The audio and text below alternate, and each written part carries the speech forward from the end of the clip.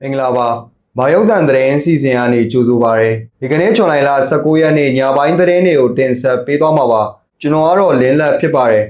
အခုညတင်ဆက်ပေးမှာတော့မြန်မာနိုင်ငံဟာဖက်စစ်စနစ်နဲ့ထပ်မံကြုံတွေ့နေရပြီဖြစ်ကြောင်းကိုထိန်လင်းကပြောကြားခဲ့တဲ့သတင်း NLD အမျိုးသမီးဝန်ထမ်းကော်မတီအတွင်းရေးမှူးဖြစ်သူဒေါ်ခင်ညိုအကျဉ်းထောင်တွင်ကြာဆုံးခဲ့ရတဲ့သတင်းမန္တလေးအောင်မြေသာဆန်မှာစေအုပ်စုဟာပေါ်တာဆွဲဖမ်းဆီးတာတွေလှုံ့ဆော်လာတဲ့သတင်းအပြင်စေအုပ်စုရဲ့မနာလိုစိတ်ကြောင့်ဒေါအောင်ဆန်းစုကြည်အာဇာနည်နေခမ်းနားတက်ရောက်ခွင့်မရခဲ့တာဖြစ်တယ်လို့အွန်လိုင်းအင်အားစုတွေကပြောဆိုခဲ့တဲ့သတင်းတွေကိုတင်ဆက်ပေးသွားမှာပါခုပထမဆုံးတင်ဆက်ပေးမှာတော့ဗိုလ်ချုပ်အောင်ဆန်းနဲ့အာဇာနည်ခေါင်းဆောင်တွေကဖက်စစ်စနစ်ကိုတိုက်ခိုက်ခဲ့ပေမဲ့ဆရာနာရှင်အုပ်စုကတော့ပြည်သူတွေကိုပြစ်မှတ်ထားတဲ့အကြမ်းဖက်မှုတွေနဲ့ဖက်စစ်စနစ်ကိုမြန်မာနိုင်ငံစီပြန်လည်ယူဆောင်လာတယ်လို့အာဇာနည်ဗိုလ်ချုပ်အောင်ဆန်းရဲ့မိဖြစ်သူကိုထိန်လင်းကပြောကြားလိုက်ပါတယ်စေအုပ်စုကမြန်မာပြည်သူတွေကိုအတရားဖမ်းဆီးတာညှဉ်းပန်းနှိပ်စက်တာနဲ့လေကြောင်းကနေဘုံကျဲတိုက်ခိုက်တာတွေကိုလှုံ့ဆော်နေပြီးအာဓမ္မစစ်မှုထမ်းဥပဒေကိုလည်းပြဋ္ဌာန်းခဲ့သလိုအမျိုးသမီးတွေကိုအရင်းကျင်တာကလေးငယ်တွေပါအချံအဖြတ်တာတွေကိုစစ်လက်နက်အခုလိုအသုံးချနေရလို့ကိုထိန်လင်းကဆိုပါတယ်အာဇာနည်တွေကိုအကောင်းဆုံးဂုဏ်ပြုတာဟာသူတို့ရဲ့ပေးဆက်မှုတွေကိုပြန်ပြောင်းအောင်မေ့ရုံမဟုတ်ပဲလွတ်လပ်ပြီးတရားမျှတတဲ့လူတိုင်းဂုဏ်သိက္ခာရနိုင်တဲ့မြန်မာနိုင်ငံဖြစ်အောင်ကြိုးပမ်းခဲ့တဲ့အိုက်ပွဲကိုအလတ်ဖော်ဆောင်နေတာပဲဖြစ်တယ်လို့ကိုထိန်လင်းကပြောကြားခဲ့ပါတယ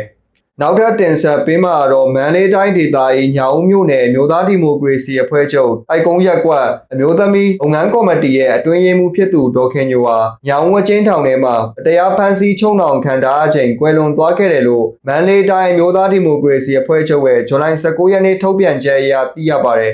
အသက်66နှစ်အရွယ်ရှိပြီဖြစ်တဲ့ဒေါ်ခင်ညိုဟာ2022ခုနှစ်မေလ30ရက်နေ့ကညောင်ဦးမြို့မှာစစ်ကောင်စီရဲ့တရားဖမ်းဆီးတာကိုခံခဲ့ရပြီးညောင်ဦးအကျဉ်းထောင်ထဲမှာထိန်းသိမ်းခံခဲ့ရတာဖြစ်ပါတယ်။အဲဒီလိုဖမ်းဆီးချုံနှောင်ခံထားရတဲ့အတော်အတွင်းအလားအပြည့်ခင်အချိန်ဖြစ်တဲ့ဇွန်လ28ရက်နနက်9နာရီခွဲလောက်မှာပဲညောင်ဦးအကျဉ်းထောင်ထဲမှာပဲကျမရဲ့အခြေအနေဆိုးရွားလာပြီးကွယ်လွန်သွားခဲ့ရတာဖြစ်တယ်လို့သိရပါတယ်။အခုတော့ဆရာနာရှင်ကိုစန့်ကျင်ရင်ဒေါ်ခင်ညိုအချင်းထောင်ထဲမှာကျမကြီးဆိုးရွားကကွယ်လွန်ခဲ့တာဖြစ်ကြောင်းကိုဒီကနေ့89ချိန်မြောက်အာဇာနည်နေ့ဂုဏ်ပြုအစီအစဉ်မှာ NLD ကထုတ်ပြန်ဖော်ပြထားရလည်းဖြစ်ပါတယ်။နောက်ထပ်သတင်းတစ်ပုဒ်အနေနဲ့မန္တလေးတိုင်းမန္တလေးမြို့မှာကျန်းဖတ်စစ်တပ်အပားစီတွေကလက်ကွာလိုက်စစ်မှုထမ်းမဲနိုင်ခိုင်းတာတွေနဲ့နေမော်အထိပေါ်တာဆွဲဖမ်းဆီးတာတွေကိုပြန်လည်လှုပ်ဆောင်လာကြောင်းဒေသခံတွေနဲ့သတင်းရင်းမြစ်တွေကမောင်းကိုပြောပါတယ်။ဒီကနေ့ဇွန်လ12ရက်နေ့လောက်ကစပြီးမန္တလေးတိုင်းအောင်မြေသာဆန်မြို့နယ်အတွင်းကအမရဌာနီအရှိအကွက်မဟာဇေယျဘုံနဲ့အိုးဘုံနယ်ဘက်တွေမှာစစ်မှုထမ်းမဲနိုင်ဖို့အတွက်စစ်ကောင်စီအပားစီတွေက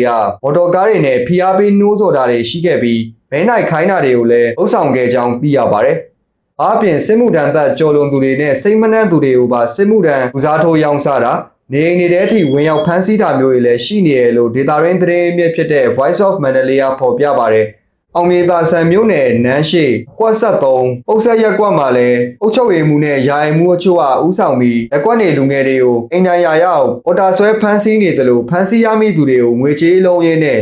ဦးစားထိုးရောင်းစားတာတွေလည်းရှိနေတယ်လို့သိရပါတယ်။အားဖြင့်စစ်မှုထမ်းမဲပေါက်သူတွေကိုမခေါ်ယူပဲလူရွေးချယ်ပြီးခေါ်ယူတာ35နှစ်ကျော်တဲ့သူတွေနဲ့စိတ်မနှံ့သူတွေကိုပါစည်ရင်းနဲ့ထက်ဖမ်းဆီးခိုင်းတာတွေလည်းရှိနေတယ်လို့သိရပါတယ်။နောက်ဆုံးသတင်းတစ်ပုဒ်အနေနဲ့ကျန်းဖတ်စေအုပ်စုဟာအာဇာနည်နေ့ဂါရဝပြုခမ်းနားတွေမှာလူကောင်းဆောင်ဒေါအောင်ဆန်းစုကြည်ကိုတက်ရောက်ခွင့်မပေးတာဟာစစ်ကောင်းဆောင်မဲရောက်လိုက်တဲ့အပေါင်းပါတွေရဲ့အနာလိုစိတ်ကြောင့်သာဖြစ်တယ်လို့တော်လိုင်းအင်အားစုတွေကမောင်းကိုပြောပါတယ်ဇူလိုင်လ19ရက်နေ့ဒီကနေ့မှာ89နှစ်မြောက်ခမ်းနားကိုစေအုပ်စုကဟန်ပြပုံစံပြုလုပ်ခဲ့ပြီးအဲ့ဒီအခမ်းအနားကိုကျန်းဖတ်စစ်ကောင်းဆောင်မဲရောက်လိုက်အာချုပ်ရဲဝင်းဦးအပြင်ခင်ရီအောင်လင်းတွေစတဲ့စေအုပ်စုထိပ်တန်းစစ်ကောင်းဆောင်တွေတက်ရောက်ခဲ့ကြရလို့သိရပါတယ်ဒါပေမဲ့အာဇာနည်ခေါင်းဆောင်ကြီးဗိုလ်ချုပ်အောင်ဆန်းရဲ့အမည်ရင်းဖြစ်သူဒေါအောင်ဆန်းစုကြည်ကိုတော့အတရားအာဏာသိမ်းဖမ်းဆီးခံရချိန်ကတည်းကစလို့အခုနှစ်အထိ6နှစ်ဆက်တိုက်အာဇာနည်နေ့အခမ်းအနားတက်ရောက်ခွင့်ကိုပိတ်ပင်ထားရလဲဖြစ်ပါတယ်။အဲဒီလိုရက်တည်းကမဲအောင်လိုက်တဲ့အပေါင်းပါတွေကသမိုင်းကိုဖျောက်ဖျက်ချင်တာနဲ့